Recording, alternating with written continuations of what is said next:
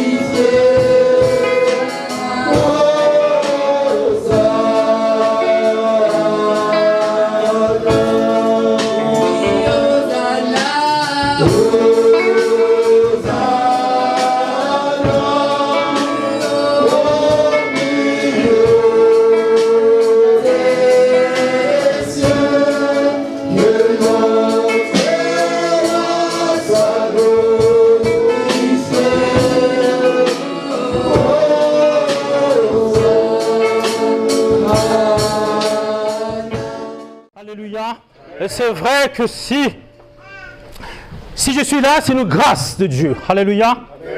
Et le Seigneur m'a sauvé. Alléluia. Et c'est bien, Seigneur, que ce chant que nous chantons.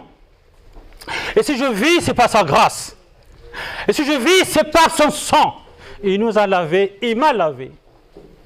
Et aujourd'hui, il m'a mis devant vous. Et je bénis le Seigneur parce que c'est une grâce encore pour moi. C'est une grâce particulière, mes bien-aimés. Et quand vous saurez ce qui suit, vous comprendrez pourquoi je dis cela. Le thème du message de ce matin, ils te feront la guerre, mais ils ne te vaincront pas. Amen. Amen. Alléluia. Mes bien-aimés, je ne sais pas par où commencer, mais ce que je sais, c'est que quelque part, je reviens de loin. Alléluia. Moi et ma maison, nous revenons de loin. Mais enfin, ce n'est pas le thème de ce matin, parce que je pense que le temps viendra où nous pourrons témoigner. Mais succinctement, je vais vraiment parler de ce message, de ce passage, ils te feront la guerre, mais ils ne te vaincront pas. Ce message est tiré de Jérémie 1, au verset 19.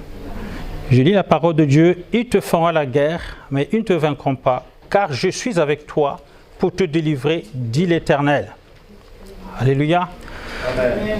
Seigneur Dieu Tout-Puissant, Seigneur, je bénis ton Saint-Nom, Papa, Seigneur. Comme je disais en préambule, Papa, Seigneur, c'est une grâce que je sois devant, Papa. Mais mes bien-aimés, mes frères en Christ m'ont manqué depuis un bon moment. Et Seigneur, tu sais pourquoi, Seigneur. Seigneur, du moment que tu as mis ce passage, mon Dieu, mon roi, Seigneur, dans mon cœur, j'ai voulu partager ce message, mon Dieu, avec toute la communauté, Seigneur.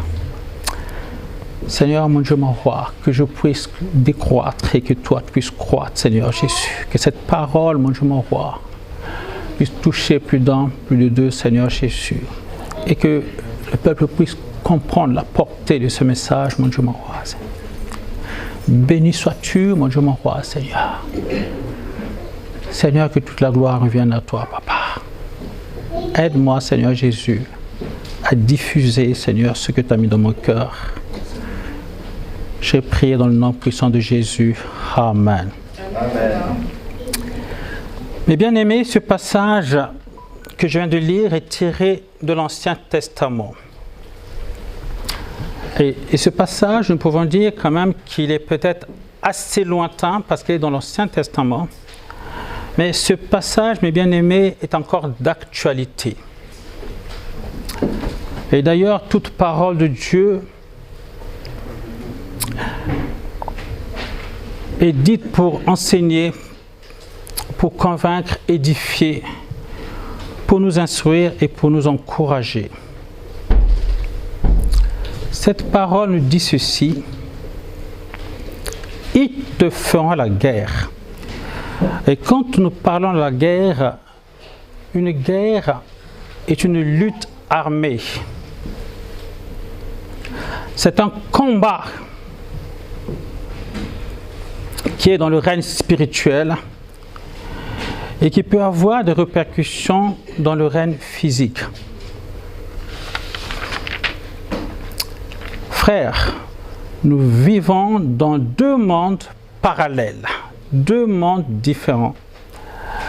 Et je me rappelle le souvenir de lointain que deux droites parallèles ne se rejoignent jamais. Donc deux mondes qui sont diamétralement opposés. Jésus a dit, je vous laisse dans ce monde, mais vous n'êtes pas de ce monde. Alors nous sommes de la famille de Dieu, membres du corps de Christ, membres de la famille de Dieu. Oh, j'aime bien ce chant qui dit ceci. Nous sommes la famille, oh, la famille de Dieu. Nous sommes la famille, oh, la famille des hommes heureux. Nous constituons la famille de Dieu, mes bien-aimés. Et nous sommes nés de nouveau, et de cette nouvelle naissance nous a donné, n'est-ce pas, accès au royaume de Dieu. Le royaume de Dieu qui est la joie, la paix et la justice de Dieu par le Saint-Esprit. C'est en somme comme dans une sphère où règne la présence de Dieu, où sa volonté doit être respectée et accomplie. En effet, le royaume de Dieu, c'est aussi le Saint-Esprit, car Jésus dira que le royaume de Dieu est venu au milieu de vous. Et en fait, il faisait allusion du Saint-Esprit. Nous sommes en réalité esprit, et nous possédons une âme, et nous habitons dans un corps. À travers la nouvelle naissance, nous avons été recréés, reformatés à l'image et la ressemblance de Dieu. Donc, nous sommes les enfants du royaume de la lumière. Alléluia. Et de l'autre côté, il y a aussi un autre royaume, mais un royaume qui est habité par d'autres esprits, et que ces esprits ne sont pas de même nature que nous. Il y a des anges déçus, et leur chef, n'est-ce pas, c'est Lucifer. Et c'est le royaume des ténèbres. Donc il y a deux royaumes bien distincts. De l'un côté, il y a le royaume de lumière, le royaume de Dieu, et de l'autre côté, le royaume des ténèbres. Et mes bien-aimés, dans ce monde où nous vivons, ce monde est sous la puissance du diable, et sous la puissance du malin. Il est gouverné par le royaume des ténèbres.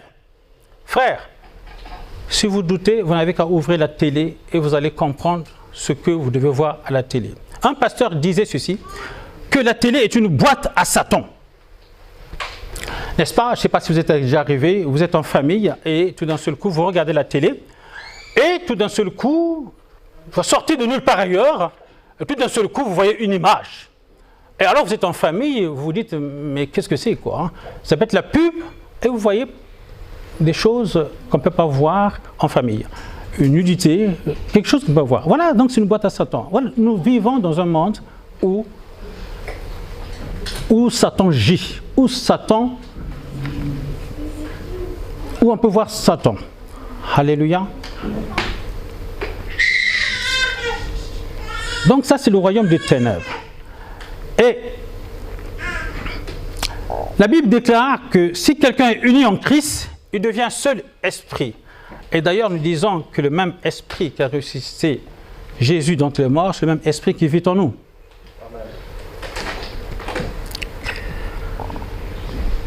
Or, le but de la création de l'homme, c'est qu'il règne sur la terre et qu'il domine, qu'il peuple et l'assujettisse. Régner sur la terre n'est pas nécessairement le règne matériel, le règne financier, le règne social, mais le règne spirituel. En fait, si nous naviguons dans le règne spirituel, le Seigneur, s'il nous a mis là, c'est pour amener l'influence du royaume de Dieu là où règnent les ténèbres. Frère, si le Seigneur t'a mis dans ce monde, il y a un but bien précis. Parce que ce matin, nous avons appris que nous sommes le sel du monde, nous sommes la lumière du monde, et nous sommes appelés à porter la lumière là où les ténèbres règnent. Alléluia! Et d'ailleurs, nous allons voir dans l'évangile, et le frère l'a bien lu ce matin, dans les évangiles, notamment dans Matthieu 5, 15, il nous est écrit ceci. Matthieu 5, 15.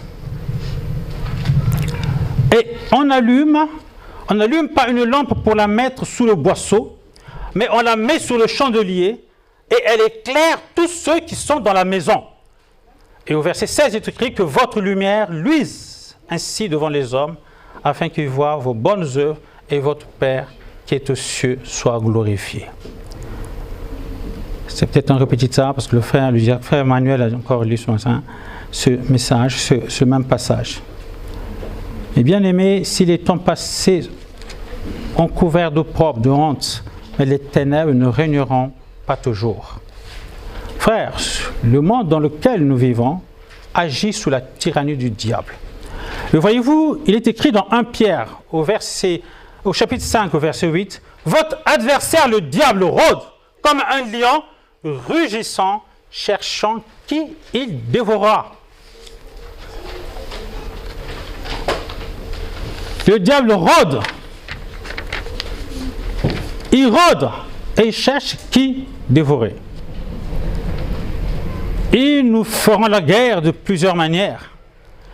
Oh, il y a plusieurs manières que le diable, le malin, veut nous dérouter du bon chemin. Ça peut être le doute, ça peut être la peur, l'angoisse, l'oppression. Et qui sais-je, la liste n'est pas exhaustive. Et nous allons lire dans Ephésiens 6, 12, il est écrit ceci. « Car nous n'avons pas à lutter contre la chair et le sang, mais contre les dominations, contre les autorités, contre les princes de ce monde de ténèbres, contre les esprits méchants dans les lieux célestes. » Premièrement, est étudié domination.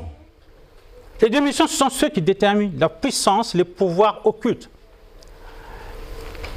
Ce sont et nous, dans notre sphère, dans notre petit niveau, dans nos chrétiens lambda, ce sont surtout les esprits méchants qui nous font face. Et notamment les pasteurs, les évangélistes, les anciens, c'est peut-être aux sphères supérieures dans leur royaume des ténèbres. Et eux, les évangélistes, les pasteurs, sont visités plutôt par les dominations. Parce que ces dominations, ils veulent détruire les églises, les communautés, ils veulent détruire et neutraliser les églises. Et donc, par conséquent, ils veulent s'aimer la dispersion dans les communautés, la division. Quand Satan veut détruire un peuple, quand Satan veut détruire une destinée, quand Satan veut détruire un peuple, un couple, quand Satan veut détruire une communauté, il va commencer par semer la division. Il va introduire en fait la dispersion. Parce qu'il sait, au bout, quand il y a la victoire, quand il sait que la victoire est au bout quand le peuple de Dieu s'unisse. Souvenez-vous de la victoire du peuple d'Israël. Ils étaient dans un même lieu, soutenus dans un même esprit.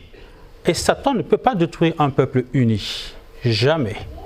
Alors, mes bien-aimés, il nous faut l'unité, car l'unité est une force. L'unité est une puissance, mes bien-aimés. Aujourd'hui, les gens sont dispersés. Aujourd'hui, les gens sont distraits. Les foyers sont dispersés. La santé est dispersée. Parce qu'il sait la destinée qui est cachée dans l'unité. Oh, comment ne pas oublier, mes bien-aimés? Comment ne pas dire merci à l'Église? Une Église qui lutte à genoux. Merci parce que je peux remercier l'Église dans cette ferveur de l'unité que vous avez manifestée à travers ma petite maison, à travers mon petit foyer. Alors que j'étais complètement criblé, alors que j'étais complètement sous les rotules, je m'en souviens encore, le coup de fil chaque jour du pasteur, chaque jour de la sœur Emmanuel, chaque jour des frères en Christ, des sœurs en Christ, que nous ont soutenus dans ce combat, que nous ont soutenus dans cette épreuve, alors que nous étions complètement sous les rotules, alors que nous étions complètement damnés, alors que nous ne savons pas comment nous en sortir. Ils nous ont fait la guerre, mes bien-aimés. Mais j'ai senti que l'Église, quand elle est unie, et quand elle demande quelque chose, la victoire est certaine. Alléluia. Une Église qui lutte à genoux. Une Église qui vit dans l'unisson. La victoire est cachée dans l'unisson en Jésus-Christ. Souvenez-vous le jour de la Pentecôte. La puissance de Dieu est descendue. Le Saint-Esprit est descendu. Ils étaient dans un même lieu. Ils étaient tous ensemble. Et la Bible, alors qu'ils étaient là, ensemble, et la Bible dit que le lieu qu'ils étaient trembla. Alors, mes bien-aimés, ne laissez jamais venir disperser tout ce que vous avez construit. Oh, peut-être que ce matin, tu vis un combat, tu connais un combat. Mais quand quelqu'un connaît un combat ou vit une situation difficile, ce n'est pas nécessairement la malédiction. Il y a quelque chose que Dieu a déposé en toi et que Satan a vu ton étoile et qu'il veut te disperser, qu'il veut te distraire. J'ai une bonne nouvelle pour toi, mes bien-aimés, ce matin. Ils te feront la guerre, mais ils ne te vaincront point. Dans le psaume 121, au verset 4, il est écrit ceci. Dieu ne sommeille, il ne dort. Celui qui te garde, ils te combattront, mais ils ne pourront rien contre toi. Quiconque se liguera contre toi tombera sous ton pouvoir. Toute arme forgée contre toi sera sans effet. Si Dieu est pour nous, qui sera contre nous? Tout ce qui est né de Dieu triomphe du monde. Et la victoire qui triomphe du monde, c'est notre foi. Amen. Alléluia. Amen. Alors Satan, son sort est déjà scellé. Il a été livré en spectacle il y a quelques années, il y a 2000 ans. Il a été vaincu à la croix du mont Golgotha. Par sa mort de Jésus-Christ, Jésus-Christ a vaincu publiquement Satan. Les enfants de Dieu que nous sommes, nous avons reçu le Saint-Esprit pour résister au diable. Et il fuira loin de nous. Alors, je vous invite à lire, nous allons lire Éphésiens 6. Nous allons lire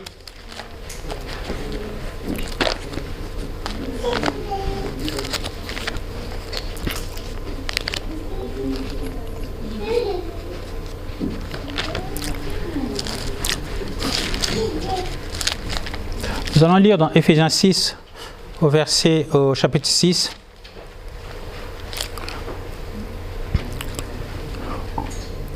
Nous allons peut-être commencer au verset 11. « Revêtez-vous de toutes les armes de Dieu afin de pouvoir tenir ferme contre les ruses du diable.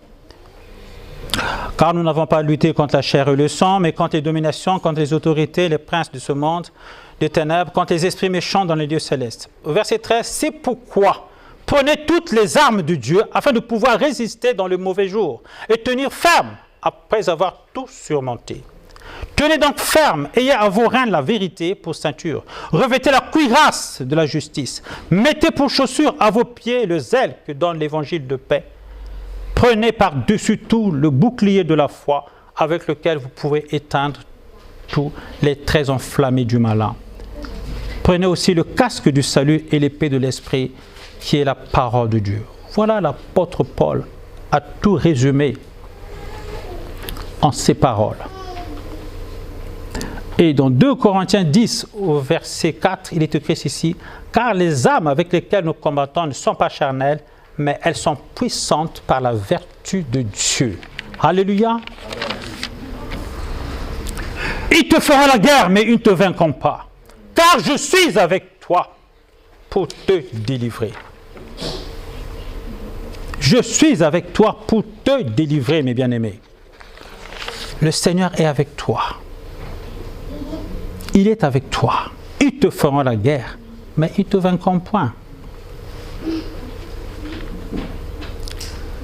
Frère, tu n'es pas tout seul dans cette marche. Il est avec lui. Des fois, quand nous sommes visités et quand nous sommes dans un combat, nous croyons que le Seigneur est très très loin. Et même quand nous crions, il y a un silence et nous croyons que dans ce silence, Dieu est indifférent de notre situation. Non, je peux vous assurer que le Seigneur est là avec nous. Puisqu'il dit, je suis avec toi tous les jours. Et il est là pour nous délivrer. Il est là pour te délivrer. Alors, quel que soit le combat que tu peux être amené par le malin. Quelle que soit la situation que tu peux connaître, il est avec toi. C'est une promesse. Et cette promesse, elle va se réaliser. Même si elle tarde, elle se réalisera. Il est avec nous à chaque situation, à chaque moment difficile.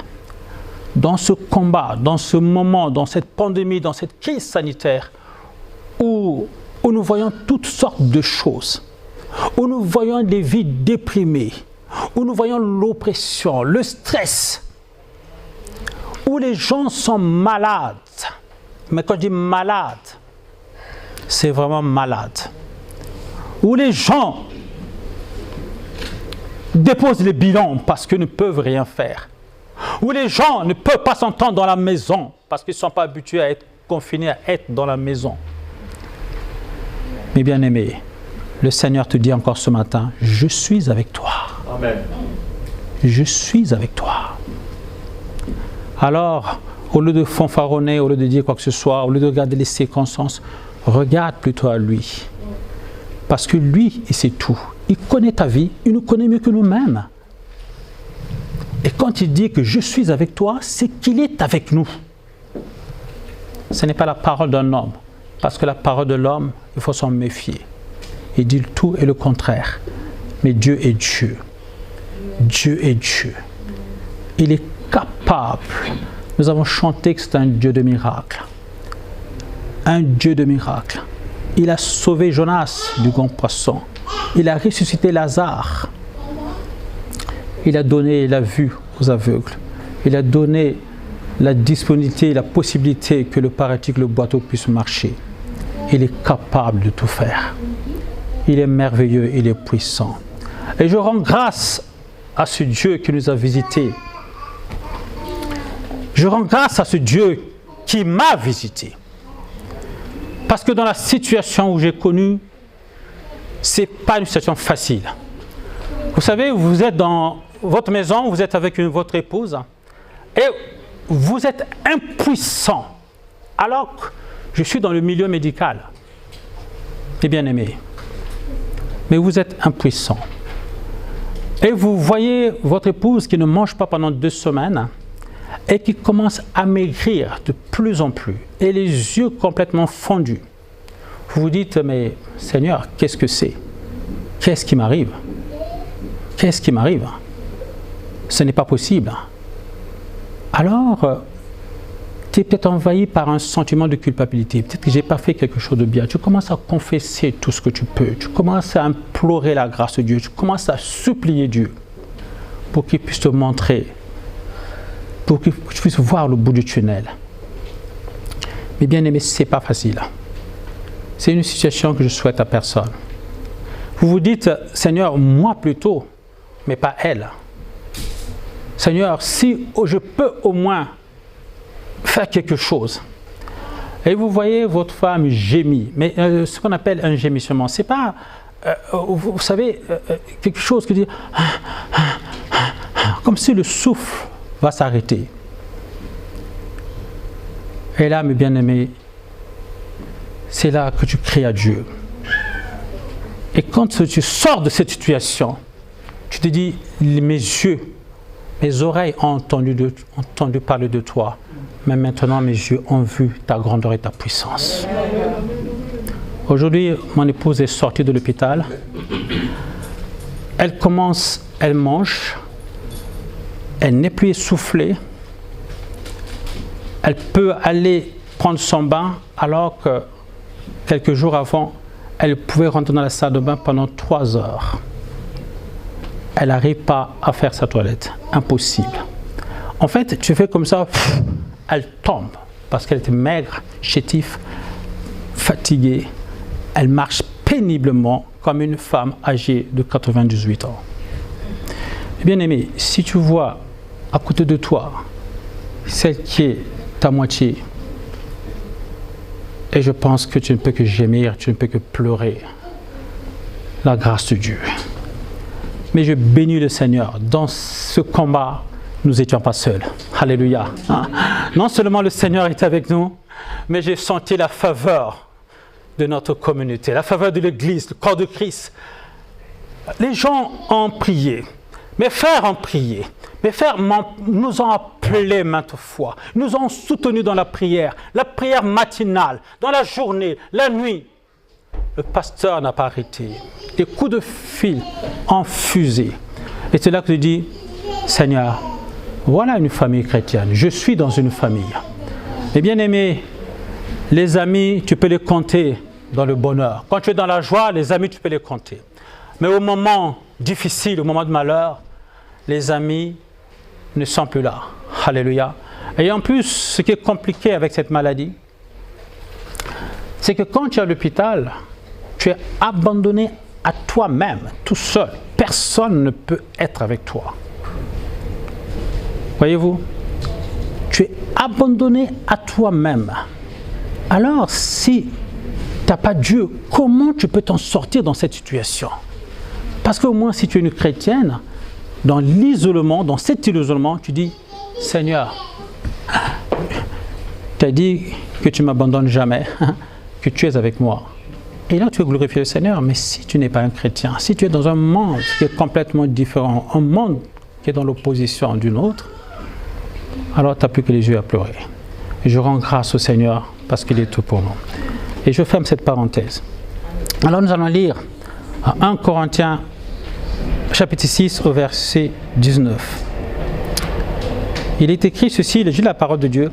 Ne savez-vous pas que votre corps est le temple du Saint-Esprit qui est en vous et que vous avez Dieu et que vous ne vous appartenez point à vous-même? Au verset 20, il est écrit ceci, car vous avez été rachetés à un grand prix. Glorifiez donc Dieu dans votre corps et dans votre esprit qui appartiennent à Dieu. Glorifiez donc Dieu dans votre corps et dans votre esprit qui appartiennent à qui? À Dieu. Glorifier Dieu n'est autre qu'amener la gloire de Dieu dans votre corps. Amener la gloire de Dieu. Et si la gloire de Dieu est investie dans ton corps, mon bien-aimé, c'est comme couvre les eaux du fond de la mer. Alors, il n'y aura aucune place pour un quelconque impudicité. Il n'y aura rien. Aucun démon ne peut venir t'habiter en toi, habiter en toi. Aucune place pour un quelconque esprit maléfique. Aucune place pour un quelconque esprit de débauche. Aucune place pour une quelconque douleur. Parce que la gloire de Dieu a investi ton corps. Voilà. C'est là que nous devons venir atteindre la perfection afin que la gloire de Dieu puisse nous envahir. Afin que nous puissions ramener la gloire de Dieu dans nos cœurs, dans nos vies de chaque jour. Et si nous sommes envahis par la gloire de Dieu, l'ennemi ne nous vaincra jamais. Parce que la gloire de Dieu va se manifester en nous à chaque moment, dans chaque chose. C'est nous allons refléter la gloire de Dieu dans tout ce que nous touchons, dans tout ce que nous allons faire. Aucune puissance, aucun esprit méchant ne peut marcher sur nous. Car Jésus a vaincu le diable. Alléluia. Il a vaincu Satan. Je suis avec toi tous les jours jusqu'à la fin de temps, nous dit le Seigneur. Il est là pour nous délivrer. Il ne nous abandonne pas ses enfants. Bien au contraire, il est là pour nous tenir à la main et pour nous délivrer. Alléluia! Amen. Pour nous délivrer. Alléluia! Amen. Il est tout pour nous. Que toute la gloire soit rendue à notre Seigneur. Que le Seigneur vous bénisse. Amen. Alléluia. Amen. Que le Seigneur vous fortifie. Il est tout pour nous. Ils nous feront la guerre. Il ne va pas arrêter, mais ils nous feront la guerre.